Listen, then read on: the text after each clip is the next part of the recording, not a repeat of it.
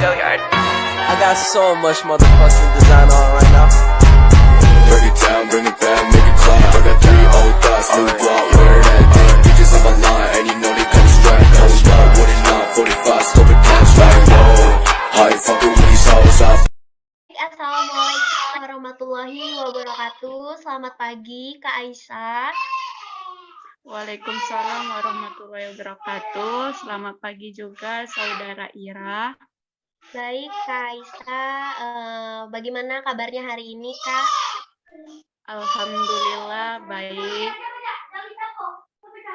Alhamdulillah. Apakah hari ini Kak Aisyah udah sarapan? Alhamdulillah udah. Alhamdulillah. Baik, Kak Aisyah. Sebelum kita memulai konseling kita pada pagi hari ini, ada baiknya saya untuk memperkenalkan diri terlebih dahulu. Jadi, saya Ira Anggraini adalah mahasiswa Universitas Negeri Medan, Fakultas Ilmu Pendidikan jurusan Bimbingan Konseling. Jadi, saya sebagai konselor yang akan melakukan konseling traumatik kepada Kak Aisyah. Sebelumnya saya boleh meminta Kak Aisyah untuk memperkenalkan dirinya. Baik, perkenalkan nama saya Nur Aisyah. Saya berasal dari Pematang Siantar. Baik, terima kasih Kak Aisyah perkenalan dirinya. Jadi, sebelum kita melakukan konseling traumatik, saya akan menjelaskan terlebih dahulu apa itu konseling traumatik gitu.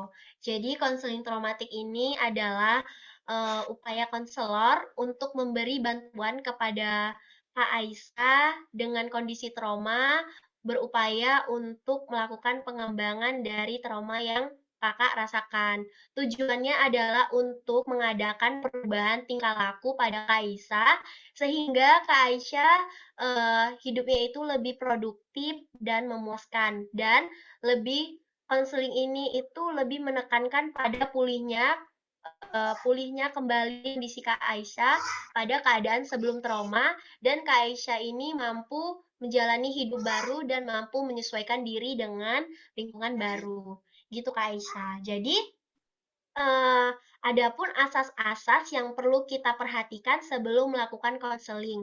Gitu. Jadi di konseling itu ada 4 asas Kak yang harus diperhatikan. Yang pertama itu ada asas kesukarelaan. Terima kasih Kak Aisyah sudah secara sukarela mau melakukan konseling traumatik sama saya. Ini sudah termasuk dalam asas konseling. Kemudian yang kedua ada asas keterbukaan. Jadi nanti Kak Aisyah secara terbuka, secara leluasa, nggak perlu malu-malu untuk menceritakan keluhan trauma yang Kakak rasakan. Kemudian yang kedua ada asas kenormatifan. Nanti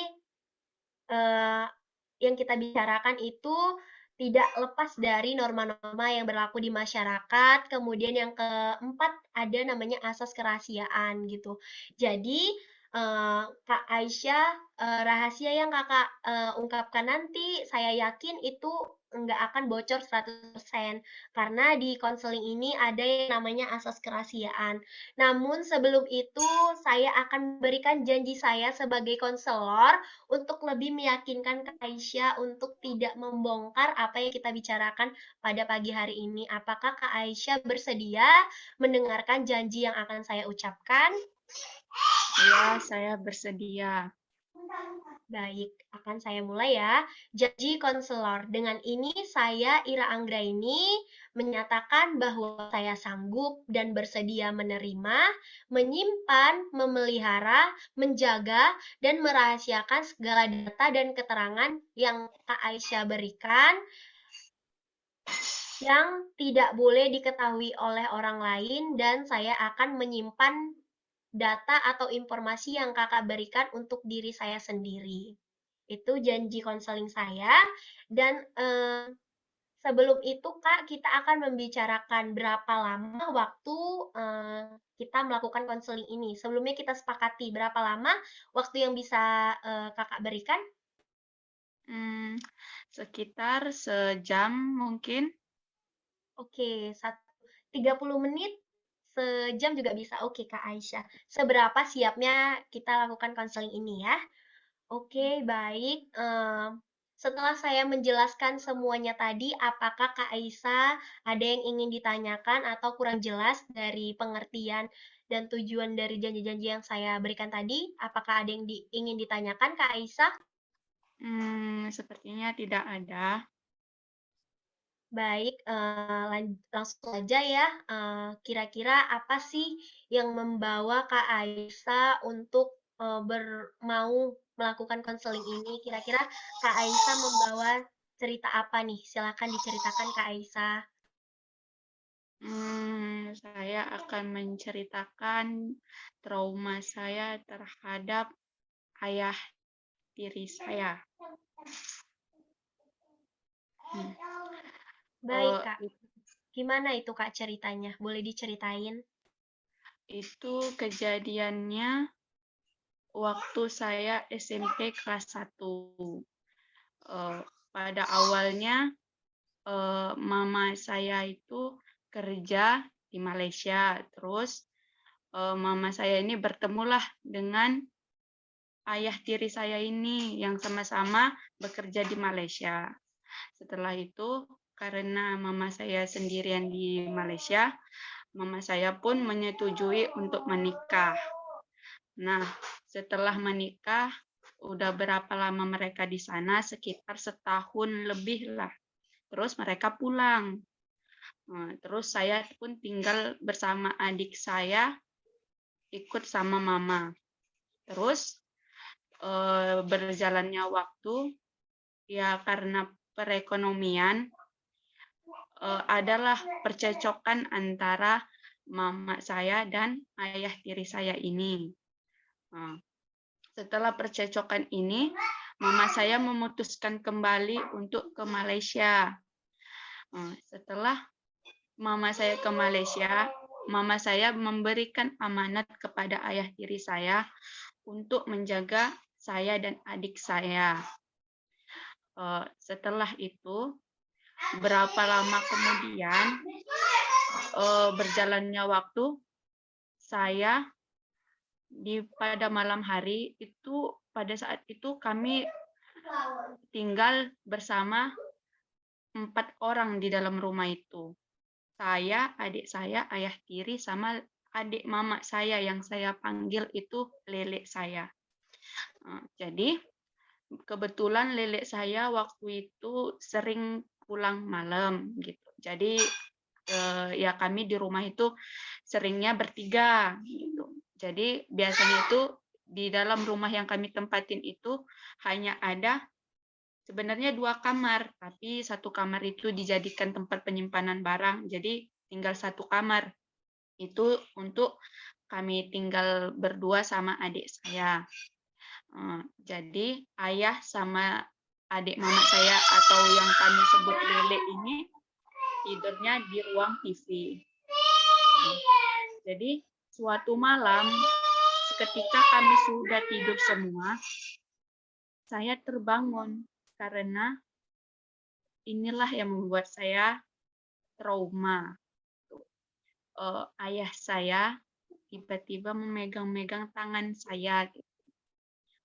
Tapi alhamdulillahnya dan bersyukurnya saya langsung terbangun, langsung lari ke tempat lele saya dan memeluk lele saya. Tapi di situ ya namanya orang tidur, lele saya tidak terasa.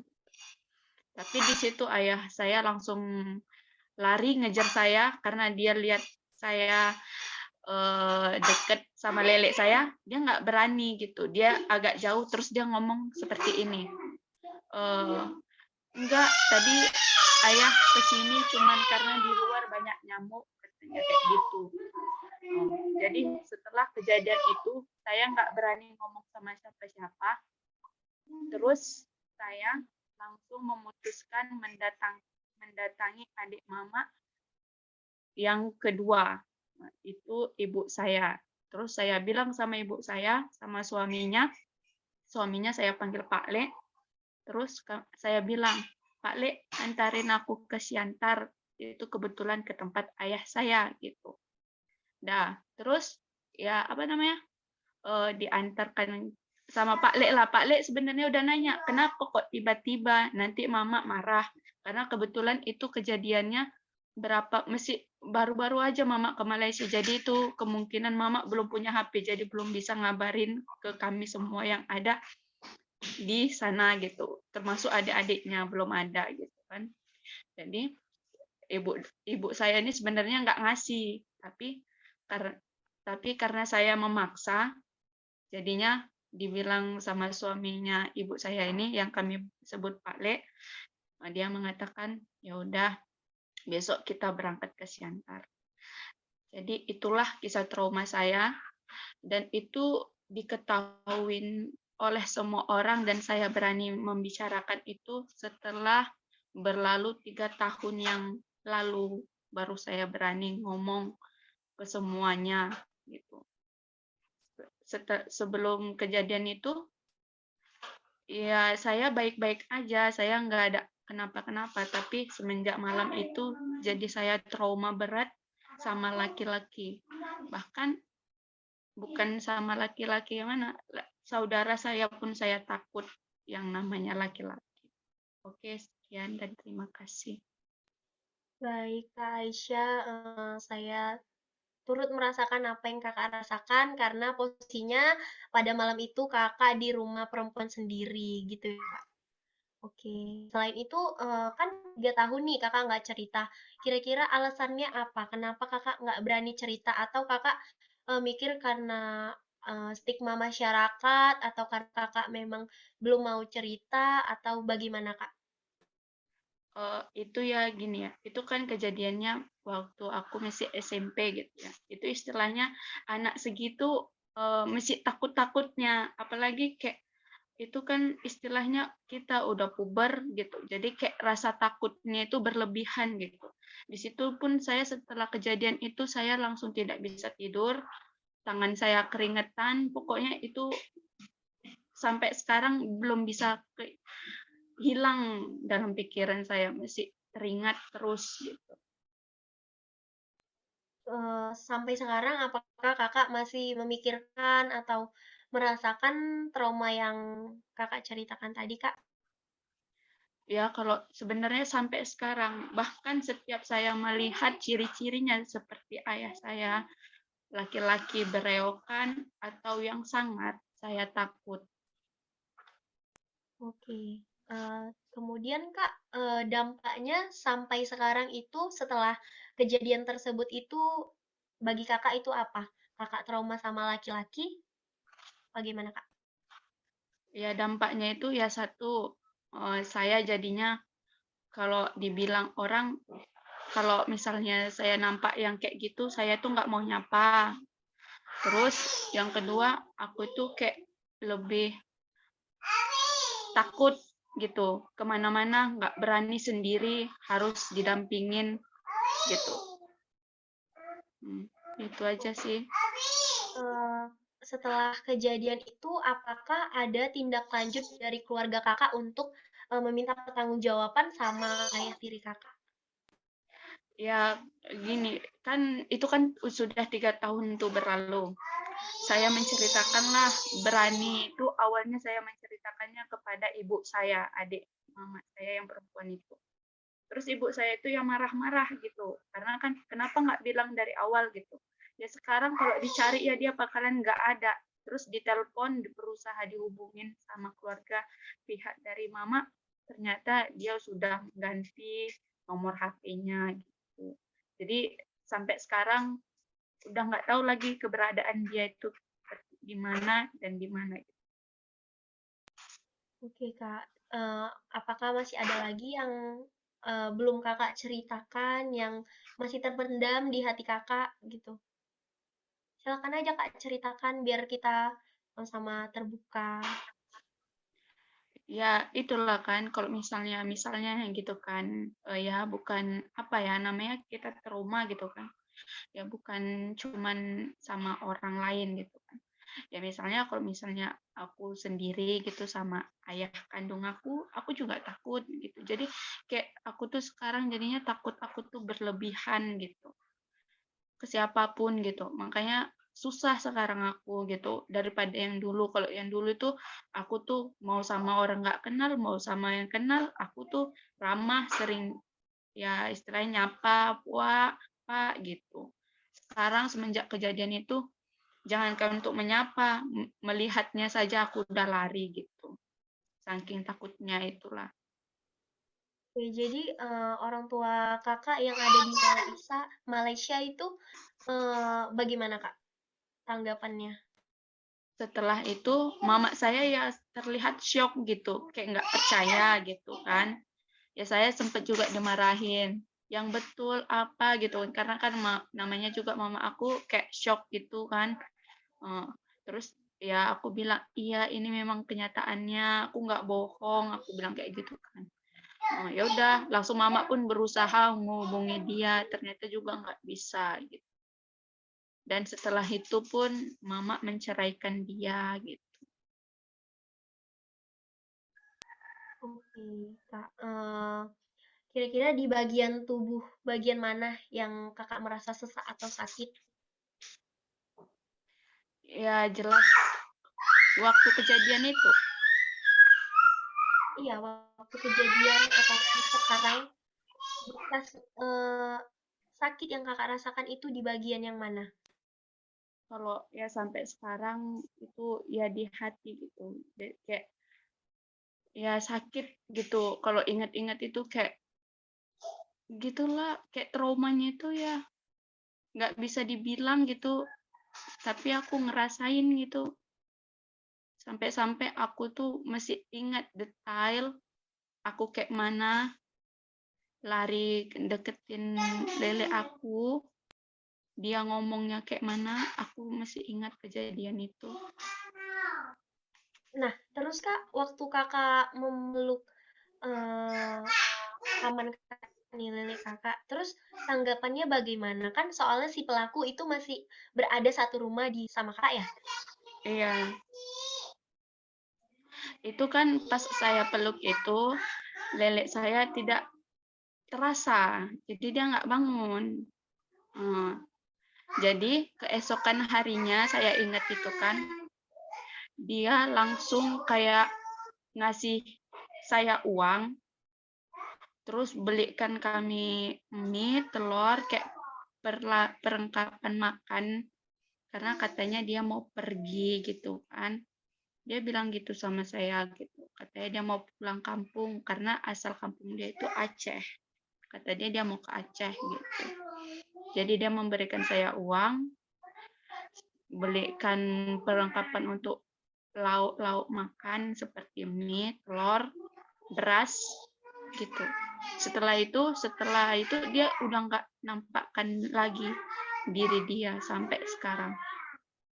Kan ini pagi setelah kejadian kan kak, si pelaku ini menyuruh kakak untuk membeli perlengkapan dia pulang kampung. Nah, pada saat itu perasaan kakak bagaimana? Bukan nyuruh, tapi dia yang membelikan saya ketika pulang sekolah. Itu kan besoknya saya sekolah. Terus saya pulang sekolah, dia udah siap-siap, udah mandi, udah apa gitu. Terus dia ngasih uang ke saya. Terus dia bilang itu udah ada beras, udah ada mie, udah ada telur gitu. Nanti dia bilang sama saya, kalau nggak salah saya ya, dia bilang nanti minggu depan ayah pulang lagi katanya gitu. Itu saja dia sampaikan. Oke, baik Kak Aisyah. Itu saya dapat merasakan apa yang kamu rasakan, sakitnya, traumanya sampai juga ke saya. Jadi saya ingin menanyakan, itu rating sakit yang kamu rasakan dari 1 sampai 10 itu dinilai ke berapa, Kak? Kalau boleh tahu. Kalau dibilang sih ya 10 ya, karena sampai sekarang bayangin itu kejadiannya saya SMP kelas 1, sekarang saya udah perkiraan umur saya itu udah tamat SMA. Udah 6 tahun yang lalu, tapi saya masih ingat gimana dia memperlakukan saya secara detail.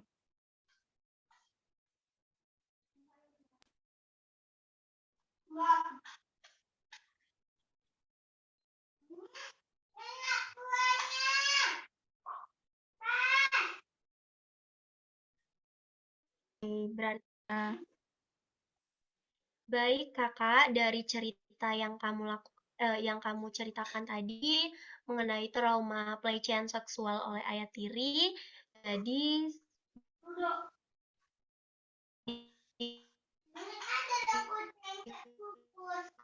konseling ini saya konseling Kak. Namun saya rasa dan saya mendalami teknik FET ini. Jadi FET ini saya jelaskan terlebih dahulu ya Kak. Jadi FET ini adalah Emotional Freedom Technique, yaitu serangkaian metode yang berorientasi pada energi tubuh yang bertujuan untuk melepaskan, menyelaraskan individu dari gangguan emosi dan fisik. Seorang ahli yang bernama Gary, sang founder, ia mengatakan bahwasannya FET ini adalah akupuntur plus, gitu kayak akupuntur gitu Kak. Dan tujuannya tak lain tak bukan adalah untuk mengurangi ketegangan dan meningkatkan hubungan antara tubuh dan pikiran. Jadi Kak, saya ingin menjelaskan di dalam FET ini itu ada 3. Yang pertama ada namanya tune in. Yang kedua ada setup. Yang ketiga sebenarnya setup sama tune in ini berjalan beriringan gitu. Ada setup, tune in, dan tapping. Jadi setup, kakak kan tadi cerita bahwasannya di bagian ulu hati kakak merasa sesak ya kak. Kakak boleh pegang dada kakak seperti ini, gini, sambil di tapping. Satu tangan aja boleh, 2 tangan juga boleh. Iya, kakak ikuti kata-kata saya seperti oke kak, tangannya tadi di dada, kita akan melakukan set up. No, namanya tune in. Jadi tune in ini adalah kita menyebutkan kata-kata yang kita serahkan kepada Allah Subhanahu wa Ta'ala. Jadi kakak ikuti kata-kata saya, kakak pegang dadanya sambil di tapping. Ya Allah, kakak boleh merem, boleh relax, posisi relax, merem, pegang dadanya, merem kak, oke, nikmati suasananya di hati kakak, ikuti kata-kata saya sambil di tapping dadanya, sambil di tapping. Ya Allah, Ya Allah, saya ikhlas, saya pasrahkan saya pasrahkan kesembuhan saya kepadamu. kesembuhan saya kepadamu. Tappingnya boleh lagi kak dikencengkan. Ya Allah, saya ikhlas, saya pasrahkan Ya Allah, saya ikhlas, saya pasrahkan kesembuhan kesembuhan saya saya kepadamu. Lagi kak, tappingnya kak. Ya Allah, saya ikhlas, saya pasrahkan Ya Allah, saya ikhlaskan, saya pasrahkan kesembuhan saya kepadamu. Sekali lagi kak. Ya Ya Allah, Allah, saya ikhlaskan, saya pasrahkan kesembuhan saya kepadamu. sekali lagi kak. Saya ikhlas, ya Allah, saya ikhlaskan, saya pasrahkan kesembuhan saya kepadamu. Sekali lagi boleh sambil tarik napas. Saya Ya Allah, Ya Allah, saya ikhlaskan, saya pasrahkan kesembuhan saya hanya kepadamu. kepadamu. Lagi kak sambil di tapping. Ya Allah, saya Ya ikhlas. Allah, saya ikhlaskan, saya pasrahkan kesembuhan saya kepadamu. Oke, baik Kak Aisyah, boleh buka matanya lagi. Sekarang kita akan beralih ke setup. Jadi setup dan tapping itu menjadi satu. Nanti kita akan men-tap bagian-bagian yang sudah sebelumnya saya jelaskan ke Kak Aisyah. Bagaimana Kak Aisyah? Apakah sudah siap? Sudah. Oke, kita akan mulai the setup-nya. Yang pertama, Kak Aisyah boleh duduk tenang dulu. Tarik napas panjang sambil matanya dipejamkan. Tarik napas panjang, buang. Tarik napas, buang. Sekali lagi, tarik napas, buang. Kak Aisyah, dengeri kata-kata saya. Tetap pejamkan matanya Kak Aisyah.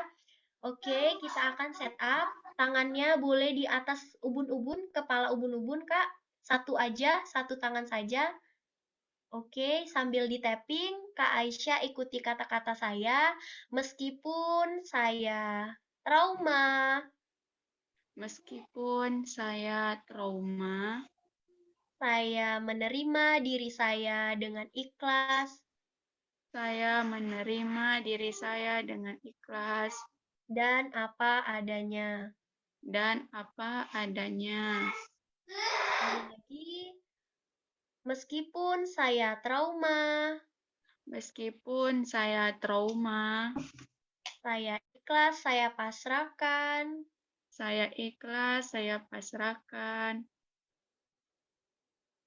diri saya dengan apa adanya.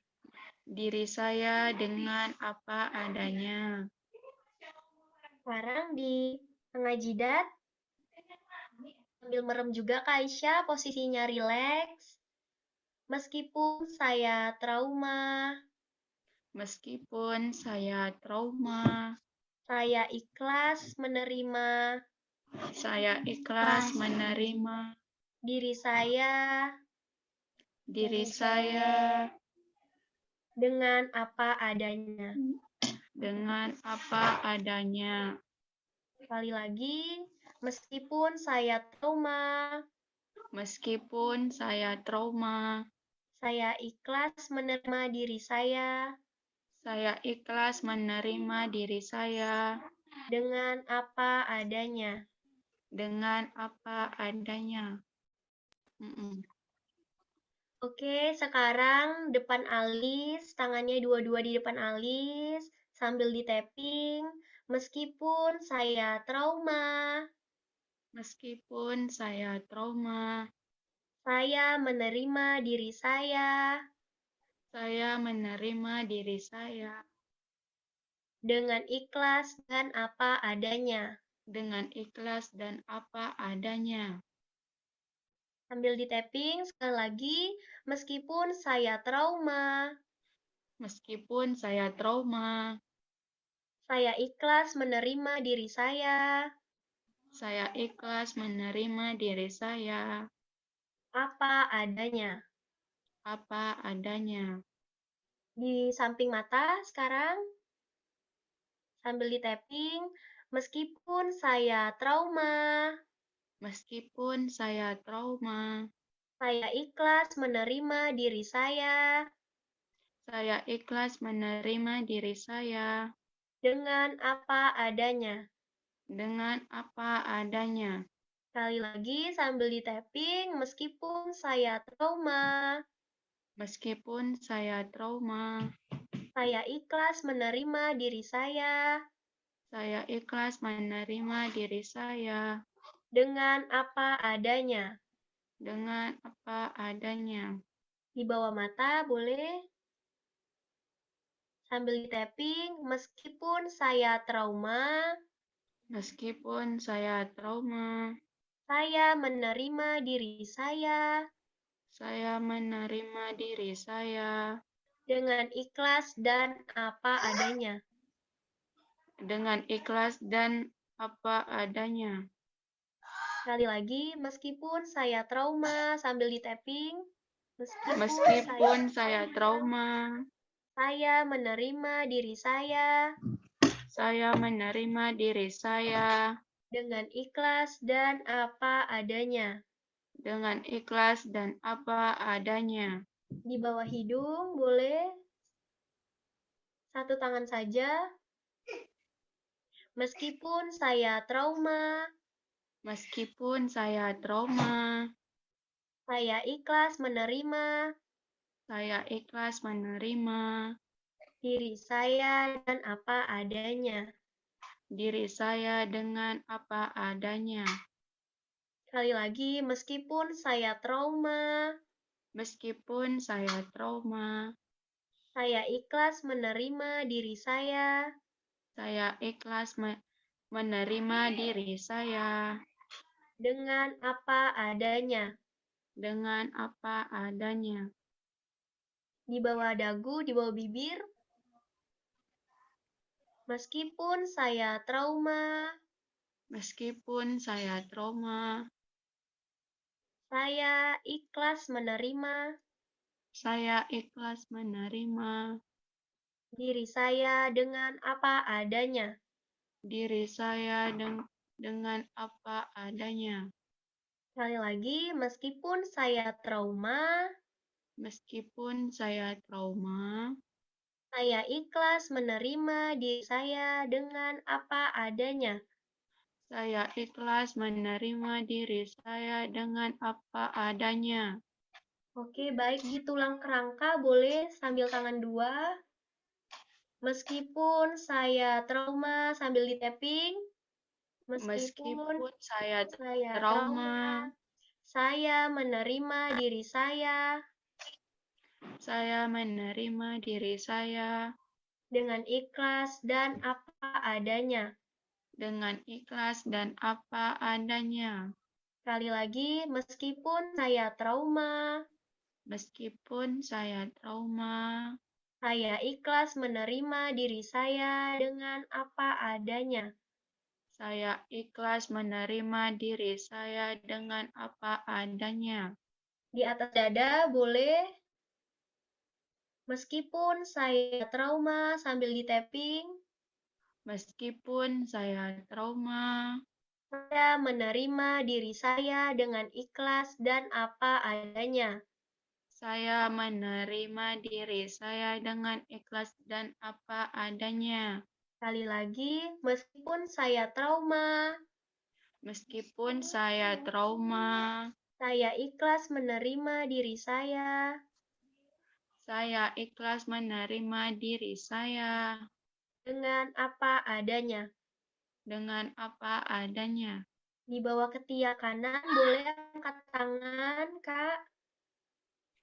Sambil di tapping, meskipun saya trauma, Meskipun saya trauma, saya ikhlas menerima diri saya dengan apa adanya. saya ikhlas menerima diri saya apa adanya. Sebelahnya boleh. Meskipun saya trauma, Meskipun saya trauma, saya ikhlas menerima diri saya dengan apa adanya. saya ikhlas menerima diri saya apa adanya. Oke, di bawah dada boleh tangannya turunkan. Meskipun saya trauma, Meskipun saya trauma, saya ikhlas menerima diri saya saya ikhlas menerima diri saya dengan apa adanya. dengan apa adanya.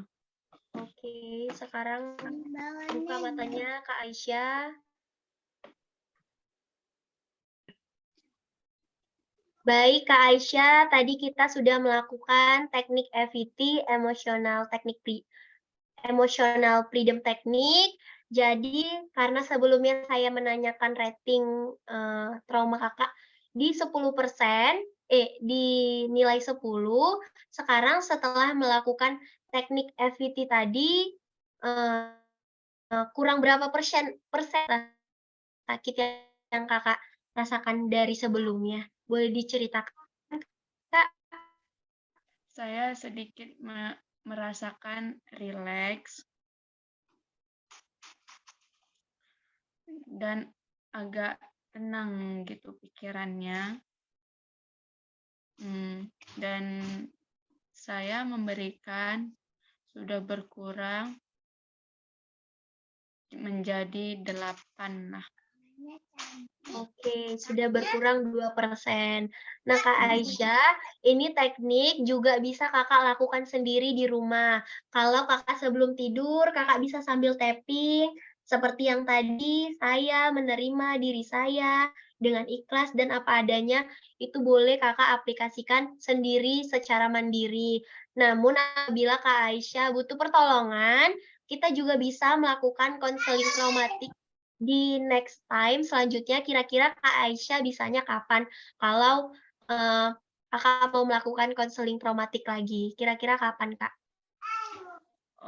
Kira-kira kalau ditanyakan jadwal saya sih, insya Allah saya kapan aja dan waktunya kapan aja saya insya Allah bisa. Oke, kita sepakat ya, Kak Aisyah. Nah, tadi setelah melakukan teknik EVT itu, Kak Aisyah udah merasakan rileks dan sudah merasakan lebih tenang. Sekarang pesan dan harapan Kak Aisyah apa nih setelah kita melakukan konseling traumatik? Boleh diceritakan, Kak?